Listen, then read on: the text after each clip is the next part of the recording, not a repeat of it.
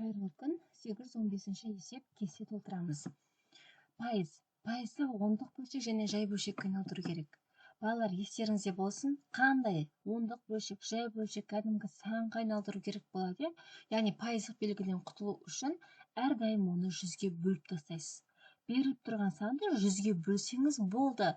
Ол қандай сан шықса да санға айналады. Ол сан ондық бөлшек болуы мүмкін, немесе жай бөлшек болуы мүмкін, немесе кәдімгі бүтін сан шығып қалуы мүмкін. Сол себепті пайызды санға айналдыру үшін 100-ге бірден бөліп тастап отырамыз.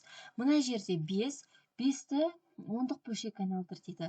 Мына жерде сандардың барлығын ондық бөлшек айналдыру үшін барлығын не істеп шығамыз? 100-ге бөліп шығамыз. 5-ті 100-ге бөлеміз.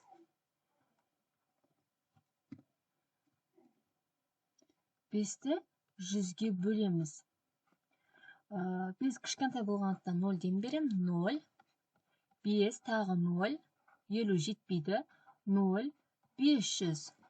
500 ішінде 5 рет кездеседі. Сонда 0,100-ден 5. Бүтін санды 100-ге бөлгенде үтірден кейін 2 сан жазып отырамыз. Ол қалай? Мысал үшін 10-ға дейінгі сан 9-ға дейін сан болса, 1-ден басып 9-ға дейінгі санды 100-ге бөлсең, 0,100-ден деп оқылатын сан шығады. 0,100-ден 5. Мысал үшін мына жерде 0,100-ден 10 шығады. Өйткені 100-ге бөліп отырым. Кез келген сан 100-ге бөлгенде 100-ден деп оқылатын сан шығады. 0,100-ден 10 деген сан. Оның 2 артыққа 0-і не істегені еді? Айтылмайды, ол жоқ болып кетеді. Өйткені ондық таңбадағы соңғы 0-дері айтылмайды, ол жоқ деген сөз. Сонда бізде не шықты мына жерде? Автоматты түрде 0,1 шықты. Мына жерде не шығады? 0,2. Не себепті? Себебі 0,20 болса 0 айтылмайды. Түрден кейінгі соңғы 0-дер. Ал мына жерде 0,1 не шығады? Автоматты түрде айтып үйренейік. 0,100-ден 25 шығады. Мұнда 0,100-ден 40 дейді. 40 соңғы 0 айтылмайды, оны 0,4 деп айтамыз. Мына жерде 0,100-ден 50, 0,5. 0,100-ден 60, 100-ге бөлініп тұрғандықтан 100-ден деп айтамыз. 0,100-ден 75, 0,100-ден 80. Не үшін мен 0 жазбай кеттім? Себебі үтірден кейінгі соңғы 0, ең соңында тұрған 0-дер айтылмайды. Ол жоқ деген мағына. Бүтін сандағы 0-дер айтылады, ондық таңба. Яғни, мына үтірден кейінгі сандар 0, ең соңғы 0 айтылмайды. Арасында болса айтылады бірақ. Енді жай бөлшек айналдырады. Жаңа айтқанымда кез келген санды, кез келген пайызды санға айналдыру үшін тек қана 100-ге бөлеміз деп. Себебі пайыз дегеніміз ол санның 100-ден бір бөлігі дейді. Яғни, сен санға айналдыру үшін міндетті түрде 100-ге бөліп отыруың керек. Қандай сан болса да. Үлкен сан болса, кіші сан болсын, 5-ті 100-ге бөлеміз.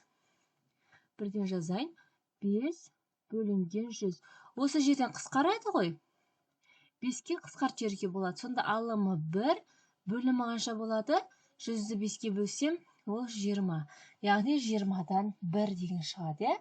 Екінші, 100-ден 10 болады. 0-дер қысқарып кетеді, сонда не шығады? 1 бөлінген 10 шығады. Келесі 10-нан 2 деп өзі айтылып тұр ғой. Айтылған бойынша жазайықшы, 10-нан 2 деп айтылып отыр. Ондық бөлшекті оқи отырып, соны жай бөлшек түрінде жазып шығайық. 10-нан 2 қысқарылып кетеді. Сонда осы жерден 2-ге қысқарылады. Алымда бөлімде бірдей санға бөлініп отыр. 10-ды 2-ге бөлсем 5. Келесі 100-ден 25 деп оқып отырмыз, ондық бөлшекті. Онда соны жазып қоямын жай бөлшек түрінде. 100-ден 25, 25-ке қысқарады, 1 бөлімі 4 болады. 0,10-нан 4, 2-ке қысқарт жерге болады, 2 және 5. 0,10-нан 5, 10-нан 5-ті жаздым. Бұл да қысқарылатын бөлшек, 5-ке қысқартуға болады. 5-ті 5-ке бөлсек 1, 10-ды 5-ке бөлсек 2. 10-нан 6. Бұл да бөлінеді. Нешеге қысқарады? 2-ке. 6-ны 2-ке бөлсек 3, 10-ды 2-ке бөлсек 3. 10-ды 2-ке бөлсек 5. 100-ден 75 жазып алайық. 100-ден 75. 25-ке қысқарады, алымы 3 болады, бөлімі 3. Бөлімі 125-ке бөлсек 4. 10-нан 8. Бұлар нешеге қысқарады? 2-ге. 8-ді 2-ге бөлсек 4, 10-ды 2-ге бөлсек 5. Міне, жай бөлшек түрінде де жаздық.